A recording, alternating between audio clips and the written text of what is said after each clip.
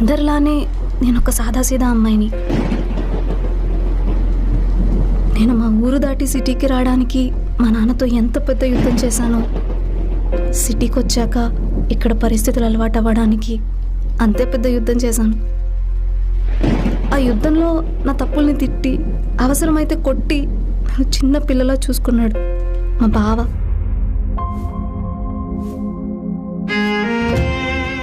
ఇక్కడ మనుషులు ఎంత ప్రేమగా ఉంటారో చూశాను. ప్రేమ పేరుతో మనుషులతో ఆడుకునే వాళ్ళని కూడా చూశాను. కానీ చివరికి నా లైఫ్లో నిజమైన ప్రేమని దక్కించుకున్నాను.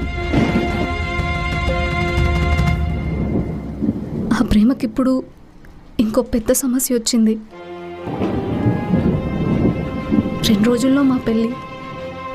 కానీ ప్రాణం కన్నా ఎక్కువగా ప్రేమించిన మా బావకి నన్ను పెళ్లి చేసుకోవడం ఇష్టం లేదు.